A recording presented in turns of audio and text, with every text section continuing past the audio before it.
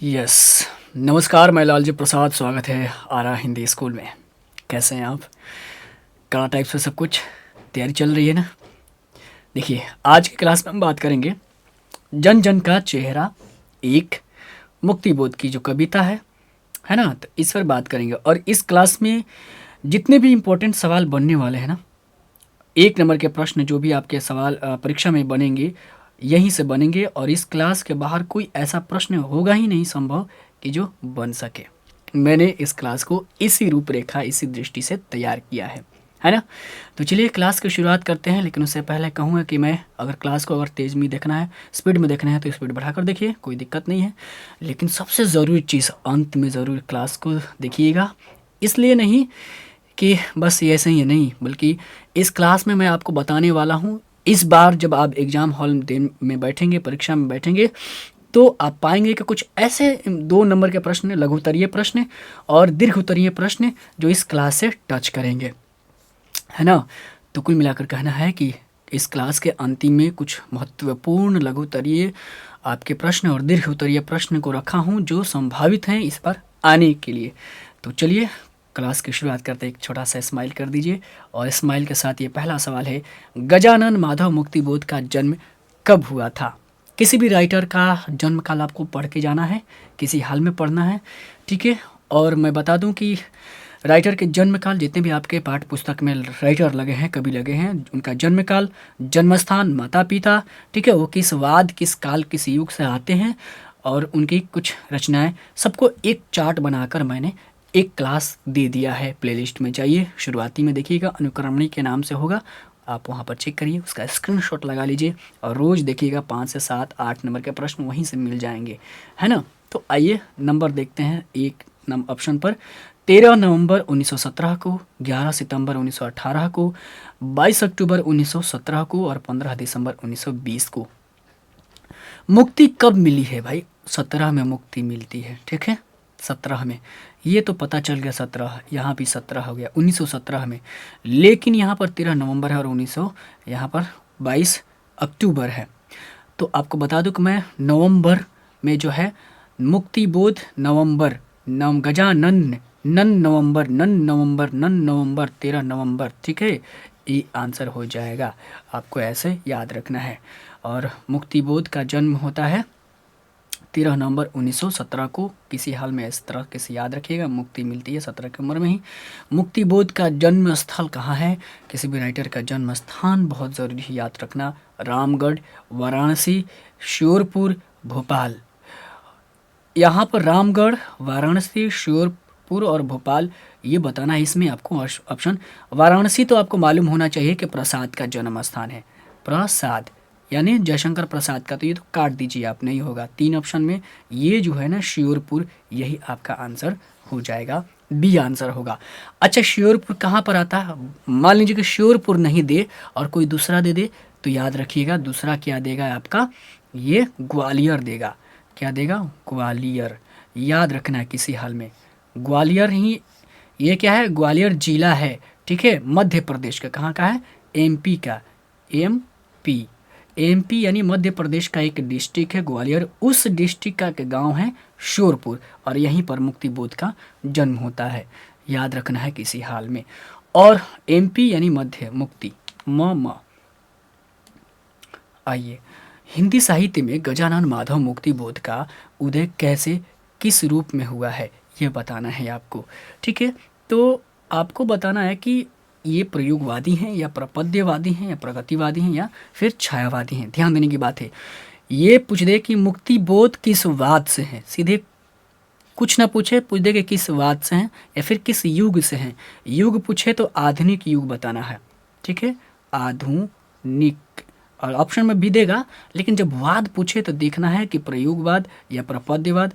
तो जब भी पूछे ना तो प्रयोगवाद, ऑप्शन ए हो जाएगा। यानी मुक्तिबोध, मुक्तिबोध जो है, ये मुक्ति तभी मिलेगी जब आप प्रयोग करना सीखेंगे और उससे कुछ सीखेंगे तो आपको मुक्ति मिलेगा। आप जब अपने जीवन से प्रयोग करना सीखेंगे तो मुक्ति हो जाएगी आपको, यानी वही प्रयोगवादी हो गए, ठीक है? प्रयोगवादी का मतलब होता है प्रयोग करना, नित्य नए विचारों पर विचार करना ही प्रयोगवादी की मूल विशेषताएं रही हैं।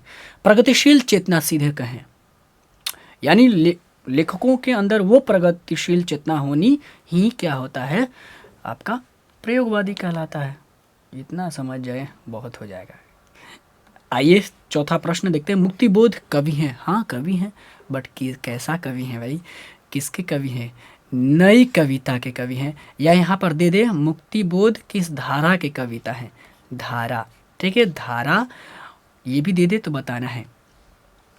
धारा या वाद कुछ भी कहे तो ठीक है। नई कविता के, अकविता के, ताजी कविता के और समकालीन कविता के। आप कई बार ना सोचेंगे ना कि ये सब क्या चीज़ें हैं, दिमाग को दही के बाड़ा बना देता है। ये सब क्या है? कविता, कविता, नई कविता, कविता, ताजी कविता, समकालीन, फिर नई कहानी, पुरानी कहानी, समकालीन कहानी, अकहानी, समानांतर कहानी, ये सब क्या है? तो देखिए मैं बताता हूँ।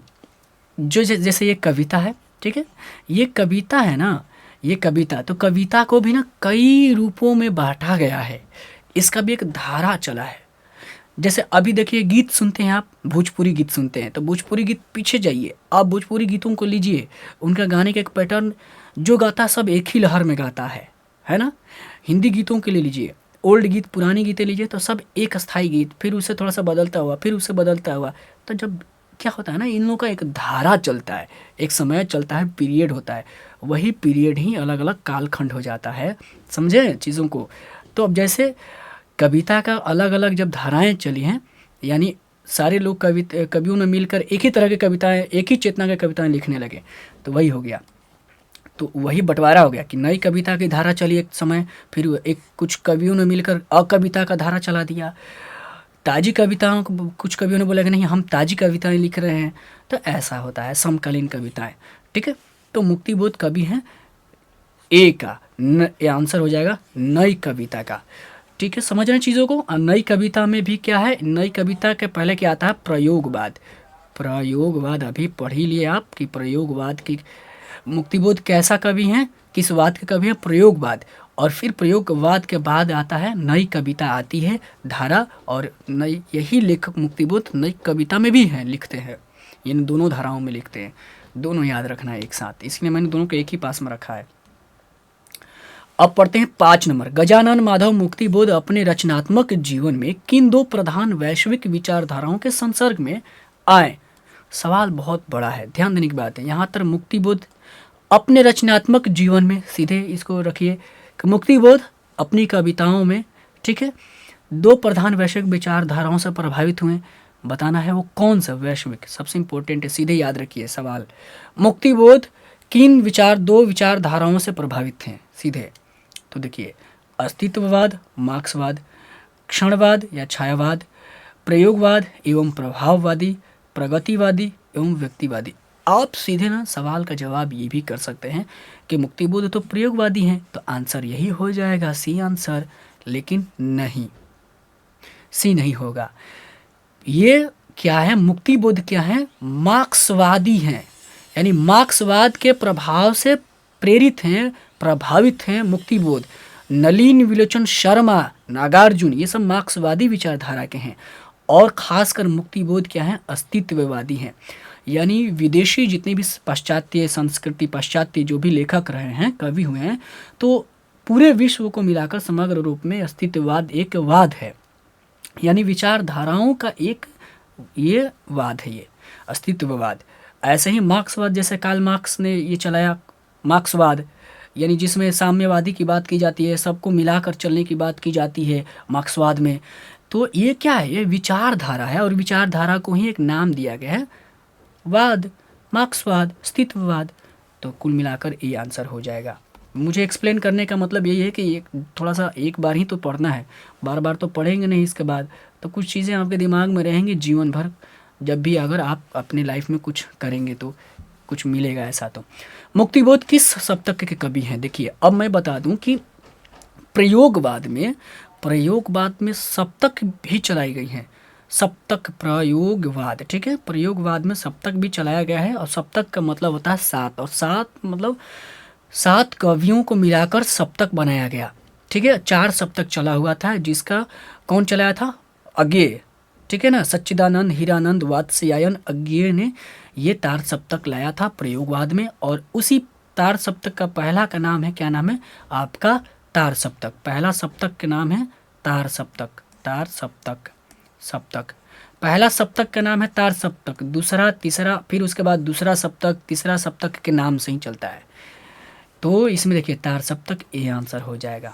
दूसरा सप्तक, तीसरा, चौथा है ना, ये भी तार सप्तक है ये भी सप्तक, ये भी है, लेकिन पहला का नाम तार, पहला सप्तक नहीं, तार सप्तक नाम है पहला सप्तक का। और उसी में ये शमशेर बहादुर सिंह तीसरे नंबर के कवि हैं। पहले नंबर अज्ञेय आते हैं, दूसरे पर मुक्तिबोध, तीसरे पर आपका ये शमशेर बहादुर। और मुक्तिबोध भी ये क्या है, मार्क्सवादी हैं, ये भी ध्यान रखना है।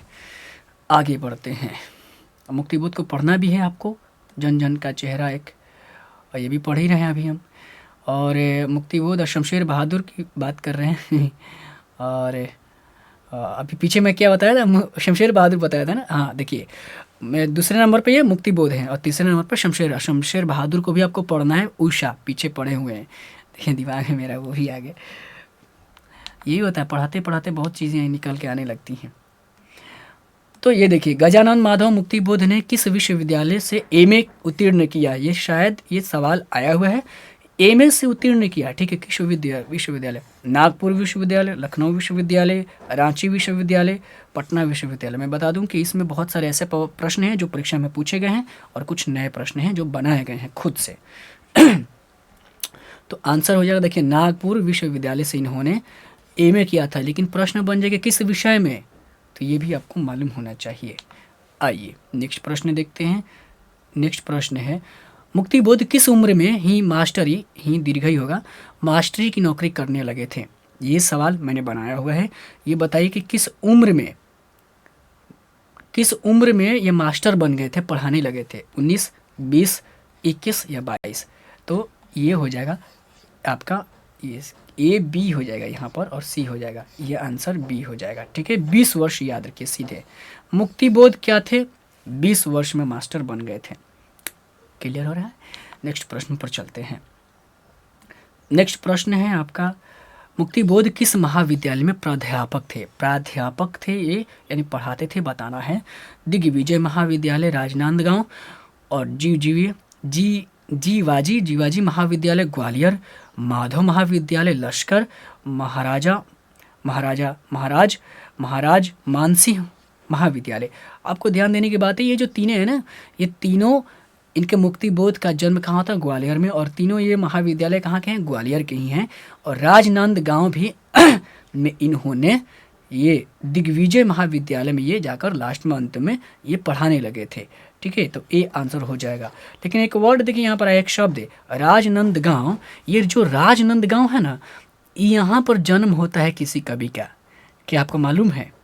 कमेंट करके बता सकते हैं तो बताइए, अगर मालूम है तो बताइए, नहीं तो मैं बताता हूँ। राजनांदगांव में आपका होता है विनोद कुमार शुक्ल का जन्म होता है ना, याद है आपको? तो आइए नेक्स्ट प्रश्न बढ़ते हैं। 10 नंबर, नील नदी अमेजन मिसौरी में वेदना से गाती हुई बहती बहाती हुई जिंदगी की धारा एक, यह पंक्ति किस शीर्षक कविता से है। जब भी आ जाए, एक शब्द मिल जाए, ठीक है, एक शब्द मिले तो समझिए कि जन जन का चेहरा एक कविता से ही आएगा। देश दुनिया की बात है, घूमने फिर देश दुनिया के विश्व की बात है तो यूरोप का आ जाए, अमेरिका की बात आए, एशिया की बात आए, शब्द आए तो समझिए कि ये जन जन का चेहरा एक में आ जाएगा। संपूर्ण पृथ्वी की बात आए तो जन जन का चेहरा का ये बात हो जाएगी। सीधे आपको ये मैं वर्ड बता रहा हूँ ताकि पकड़ा जाए कोई भी पंक्ति। हार जीत गाँव का घर, जन जन का चेहरा एक, यही हो जाएगा। और जन जन का चेहरा का मतलब क्या है, जन जन का मतलब क्या है, मतलब लोग अलग अलग लोग, दुनिया में कोई भी लोग हों, सबका चेहरा एक ही जैसा है। और वो चेहरा क्या है, देखने में जैसा नहीं, बल्कि चेहरा यहाँ उपमित किया हुआ है। आप जाकर चैनल पर विजिट करके इसका भावार्थ पूरा देख सकते हैं, ठीक है। और शायद इसका नहीं, हाँ हो सकता है कि यहाँ से मैंने ना 3-4 क्लास जो है मैंने नहीं पढ़ाया हुआ है, क्योंकि समय मुझे नहीं मिला था। बट यहाँ पर ध्यान देने की बात है, इसलिए मैं ये सब बता रहा हूँ कम समय में आपको कैसे तैयारी कर लेनी है। बाकी ये अपना टेक्स्ट बुक से तैयार कर सकते हैं। इसका आंसर जो भी है आपके पास होगा ही, पाठ्य पुस्तक किताब किन्होंने प्रायः लंबी कविताएं ही लिखी हैं। तो मुक्ति बोध ही इकलौते ऐसे कवि हैं अभी अभी लिखने के तो बहुत सारे लिखे हैं कवि, नाभादास, रघुवीर साय, जायसी नहीं, मुक्ति बोध ही है ना। लगभग लगभग जितनी भी है ना, अंधेरे में इनकी कविता इतनी लंबी है कि कह ही नहीं सकते हैं मुक्ति बोध की। ये आंसर हो जाएगा। जैसे पहली जो कविता है अंधेरे में, ठीक है, बहुत फेमस कविता है अंधेरे में, और बहुत क्लिष्ट, आज तक तो मुझे समझ ही नहीं आई ये कविता अंधेरे में, ठीक है ना। ये कविता है मुक्ति बोध की और बहुत ही बड़ी, मतलब समझा जाए कहे जाए बड़ी कविता है। लिखने को तो पंत जी भी लिखे हैं बड़ी कविता। आइए, नागार्जुन भी बड़ी कविता लिखे हुए हैं। मुक्तिबोध के पिता का नाम क्या है? ऋतुराज मुक्तिबोध, माधवराज मुक्तिबोध, सुंदरराज मुक्तिबोध, गजराज मुक्तिबोध। तो माधव मुक्ति, ठीक है, गजानन माधव मुक्ति क्या है? गजानन माधव। तो देखिए माधव राज आ रहा है ना, यही हो जाएगा माधव राज मुक्तिबोध। ये आपका गजराज नहीं होगा, यही होगा, ये नहीं होगा, ये भी नहीं होगा, सुंदरराज नहीं होगा, गजराज मुक्तिबोध नहीं, माधव राज हो जाएगा, सी आंसर होगा, ठीक है। कई बार कन्फ्यूजन हो जाता है तो ऐसा एलिमिनेट करके आंसर निकाल लेते हैं। देखिए नेक्स्ट प्रश्न है, मुक्तिबोध की माँ का नाम बताना है। जितने भी आपके पाठ्य पुस्तक में राइटर लगे हैं उनका माता का नाम, पिता का नाम, जन्म स्थान, या कम से कम 3 चीज़ें याद करके जाइए। 2 से 3 नंबर के प्रश्न ऐसे बनते हैं, ठीक है। पुतली बाई, पार्वती बाई, अंबिका बाई और राधा बाई, ठीक है। तो पुतली बाई, पार्वती बाई, पिछले तीनों से लगातार हमारी क्लास चल रही है, रिकॉर्डेड क्लास चल रही है, और मैं आपका हर कमेंट पर नज़र रखता हूँ। अगर आप कमेंट करते हैं उसी वक्त मैं अपडेट जवाब देता हूँ। कुछ पूछना है तो ज़रूर पूछिएगा। तो पीछे जितने भी क्लास हुए हैं ना, मैंने कई न कई बार ये बताते गया हूँ कि किसका क्या नाम है ऑप्शन के अनुसार। तो ये आंसर हो जाएगा बी, ठीक है ना, पार्वती बाई। अंबिका बाई नहीं होगा। नाम बताइए, ये बताइए प्रश्न, किन्होंने प्रायः लंबी कविताएं, ये भी रिपीट सवाल हो गया है, आपको मालूम हो गया है। अब बताना है काठ का सपना किसके द्वारा लिखी गई है? काठ का सपना, तो गजानन माधव मुक्तिबोध, ज्ञानेंद्रपति भूषण, विनोद कुमार शुक्ल। ज्ञानेंद्रपति का आप जानते हैं, गांव का घर, और किससे काव्य संग्रह से है? तो आपको है संशय आत्मा। क्या है? संशय आत्मा। ये बहुत फेमस है इनका, ज्ञानेंद्रपति का गांव का घर है। और भूषण का क्या है? कवित्य है ना, कवित्य याद है? भूषण, शिवा बावनी, शिवभूषण याद नहीं है? भूषण, दूषण, ये आप जाकर चेक कर लीजिएगा, ज़रूर पढ़ा दिया हूँ मैं। विनोद कुमार शुक्ल का बताइए, विनोद कुमार शुक्ल का ये तो आप जानती ही हैं, कविता क्या है? प्यारे नन्हे। 16 नंबर, कौन सी रचना मुक्तिबोध की है? तो दिव्यदान, मुझे चांद चाहिए, भोर का तारा, चांद का मुंह टेढ़ा है। तो मैं बता दूं कि चांद का मुंह टेढ़ा है इन्हीं का ये है कविता संग्रह है। और भोर का तारा नहीं है, मुझे चांद चाहिए भी नहीं है, और ये भी नहीं है। नेक्स्ट प्रश्न देखते हैं। 17 नंबर, कौन सी रचना मुक्तिबोध की नहीं है? कौन सी रचना मुक्तिबोध की नहीं है? नई कविता, ये नहीं बताना है। नई कविता का आत्मसंघर्ष, कामायनी, एक पुनर्विचार, बिहार पुनर्मूल्यांकन, ये कहाँ से आ जाएगा? भूरी भूरी खाक धूल, हाँ ये है, इन्हीं का है। कामायनी एक पुनर्विचार इन्हीं का है। नई कविता का आत्मसंघर्ष इन्हीं का है, ठीक है। और एक है जो बिहार, ये तो ऐसे भी कॉमन सेंस लगा के आप मार सकते थे आंसर, ये हो जाएगा। हालांकि ऊपर नीचे हो गया तो ये आंसर हो जाएगा सही, ये बी हो जाएगा, ये सी हो जाएगा, ठीक है, सी आंसर। चलिए 18 नंबर, मुक्तिबोध ने किसका संपादन किया? मुक्तिबोध किसका संपादन करते हैं? तो आज़ादी, नया खून, कर्मवीर और सरस्वती का चिंतामणि घोष ये संपादक, प्रतिष्ठा संस्थापक रहते हैं, ठीक है। और श्याम सुंदर दास इसका प्रथम संपादक हैं, फिर उसके बाद द्वितीय हो जाते हैं सरस्वती के आपका महावीर प्रसाद। नया खून आपका आंसर हो जाएगा बी, क्या हो जाएगा? नया खून, ठीक है, इसी का संपादन इन्होंने किया था। 19 नंबर है, कौन सी कृति मुक्तिबोध की है? कौन सी कृति मुक्तिबोध की है? तो चांद का मुंह टेढ़ा है, रास्ता इधर से है, खंडिता या द्रौपदी। तो चांद का मुंह टेढ़ा है, आप बार बार पढ़ रहे हैं, यही आंसर होगा। चांद का मुंह टेढ़ा है मुक्तिबोध, ठीक है, रास्ता इधर से है, रास्ता इधर से है, रास्ता इधर से है। चांद का मुंह टेढ़ा है, मुक्तिबोध। चांद का मुंह टेढ़ा है। 20 नंबर, जन जन का चेहरा एक रचनाकार है, मुक्तिबोध। इसका मैं एक ऑप्शन नहीं करने वाला हूँ, आप जान गए हैं, इसका आंसर खुद कमेंट कर दीजिए। मुक्तिबोध की कविता है, मुक्तिबोध की कविता है गाँव का घर, जन जन का चेहरा, उषा, पुत्र वियोग। तो ये आप जान ही गए हैं, इसमें क्या कहना है, बी आंसर हो जाएगा। लेकिन मैंने ये देखिए, गाँव का घर किसका है, गाँव का घर याद करिए, ज्ञानेंद्र पति। ये सबसे अंतिम कविता है आपके पाठ्य पुस्तक में। उषा किसकी है कविता, उषा, उषा किसकी है, नील आकाश कैसा है, शंख जैसा है, किसकी है ये बताइए आप, शमशेर, है ना।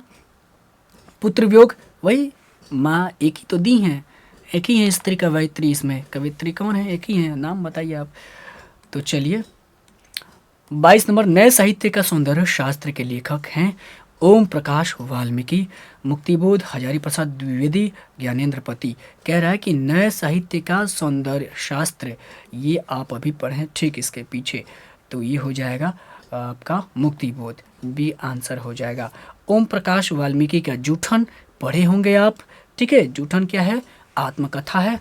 मुक्तिबोध हजारी प्रसाद द्विवेदी का नाखून क्यों बढ़ता है, ये भी आप पढ़े होंगे, है ना। वाणभट्ट की आत्मकथा, ये भी लिखा इन्होंने ये। और हिंदी साहित्य का आदिकाल लिखा है इन्होंने, आलोचना ग्रंथ। ज्ञानेंद्र पति होंगे आपका संशयात्मा, और कविता है गांव का घर। तो ये आपका बी आंसर बता ही दिया हूँ मैं। चलिए नेक्स्ट प्रश्न देखते हैं।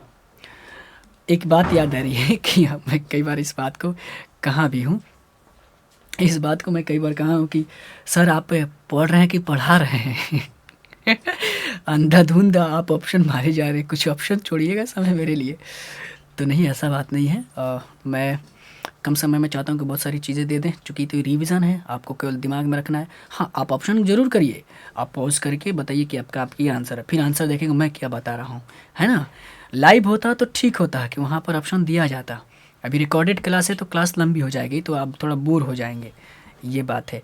हम लाइव क्लास आएंगे परीक्षा से एक सप्ताह पहले लगातार लाइव क्लास करेंगे, उसके बाद ठीक है, तब तक रिकॉर्ड क्लास देखिए। 28 नंबर प्रश्न है, 28 नंबर, कामायनी एक पुनर्विचार के रचयिता हैं। कामायनी, हालांकि कामायनी आपको मालूम है नाम किसका है, कामायनी किसका ग्रंथ है, ये महाकाव्य है, ये पढ़ चुके हैं, अगर पढ़े होंगे ठीक इसके पीछे तुमुल कोलाहल कलह में, तो आप बता देंगे। कमेंट करके बताइए कि कामायनी लिखिएगा, कामायनी और डैश देकर उसके कवि का नाम लिख दीजिएगा। पुनर्विचार अभी फिलहाल डॉक्टर नगेंद्र, डॉक्टर रामविलास शर्मा या मुक्तिबोध नंद दुलारे वाजपेयी, तो आपका सी आंसर हो जाएगा मुक्तिबोध, ठीक है। अब नेक्स्ट प्रश्न पर देखते हैं 24 नंबर, कामायनी एक पुनर्विचार के रचयिता, सेम वही रिपीट सवाल हो गया है, इसको आगे बढ़ते हैं। 26 मुक्तिबोध ने एमए किया था, ठीक है, लेकिन किस विषय से किया है, ये विषय बताना है, हिंदी, अंग्रेजी, संस्कृत या उर्दू। इसका जवाब करिए आप। ये इसका जवाब मैंने बहुत पहले बता दिया हूँ, मैंने बहुत पहले बताया हुआ है, ये आंसर हो जाएगा, हिंदी से एमए इन्होंने किया था, ठीक है ना।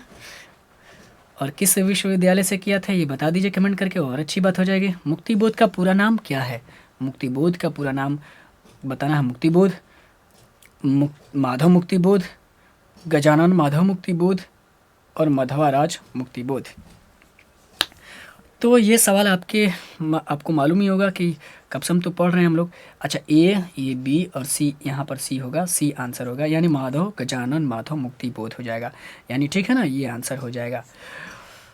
कई बार आगे पीछे ऑप्शन हो जाता है, क्योंकि रेगुलर इसको टाइप करना बनाना ऑप्शन इधर तो हो ही जाता है, इतना तो हो ही सकता। मैं तो कोई एडिटर हूँ नहीं कि हर बात पर ध्यान दूँ, तैयार करना होता है, टाइम काफ़ी जाता है, आपके लिए तो कुछ करना पड़ता है, मेहनत करता हूँ आप लोगों के लिए, और आप लोग मेहनत करिए, है ना।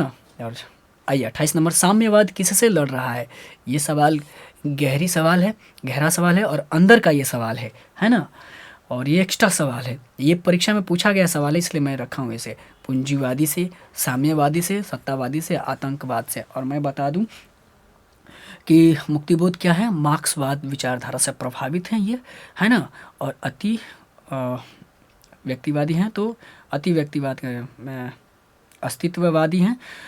तो ये जो मार्क्सवादी लोग हैं क्या है, साम्यवादी, मार्क्सवादी को ही साम्यवादी कहा जाता है। साम्यवादी विचारधारा करते हैं, यानी समानता की बात करते हैं। जो किसान वर्ग है, मजदूर वर्ग हैं, उनकी बराबरी की बात करते हैं, उनके हक की बात करते हैं।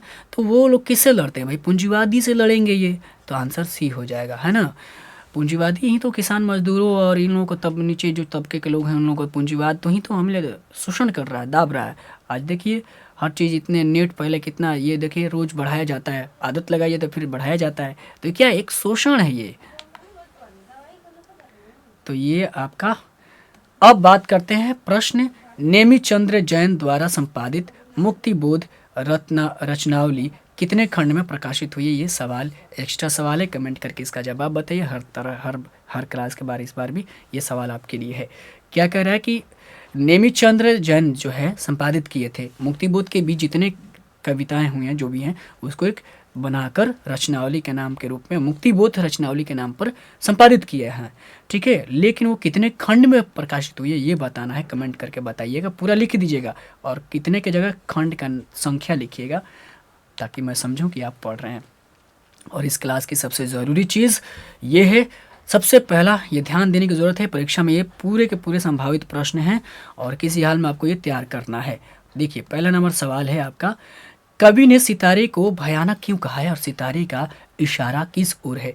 आर्ट्स और साइंस वाले विद्यार्थी किसी हाल में तैयार कर जाएंगे। दानव दुरात्म से क्या अभिप्राय है? ये केवल आर्ट्स वालों के लिए बेहद ज़रूरी है। समूची दुनिया में जन जन का युद्ध क्यों चल रहा है? ये आर्ट्स वाले विद्यार्थी तैयार होकर जाएंगे। प्यार का इशारा और क्रोध का दुधार से क्या अभिप्राय है? साइंस वाले विद्यार्थी निश्चित रूप से तैयार कर लेंगे। नदियों की वेदना का क्या कारण है? साइंस। ठीक है, ये सारे 2 नंबर के प्रश्न बनेंगे। ठीक है, इसको क्योंकि इस बार ज़्यादातर संभावना इस पार्ट से 2 नंबर के ज़्यादातर संभावित प्रश्न बनने वाले हैं।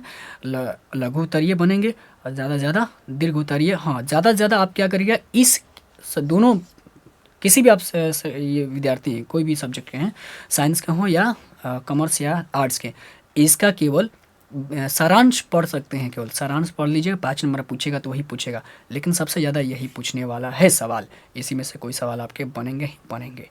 ठीक है, तो यहाँ तक ये सवाल हो गए। उम्मीद करता हूँ ये सवाल सारे पसंद आए होंगे, सारी ये क्लास हमारी अच्छी लगी होगी आपको। और बताइए कि आप क्या फील किए इस क्लास में, कैसा आपको लगा, है ना। कमेंट करिए, छोटा सा स्माइल भी दे दीजिएगा। और फिर मिलते हैं एक नई क्लास के साथ, तब तक के लिए दीजिए इजाज़त। हाँ, क्लास की स्पीड बढ़ाकर ज़रूर देखिए, रेगुलर देखिए। 8 बजे हमारी क्लास रेगुलर रात में हो रही है और 10 बजे व्याकरण की क्लास हो रही है। आपके कोई भाई बंधु हैं जो मैट्रिक में पढ़ रहे हैं, उनको बताइए कि व्याकरण की क्लास हो रही है, कम से कम वो पढ़ लें। ठीक है, चलिए दीजिए इजाज़त, है ना। मिलते हैं फिर नई वीडियो के साथ। जय हिंद, जय भारत।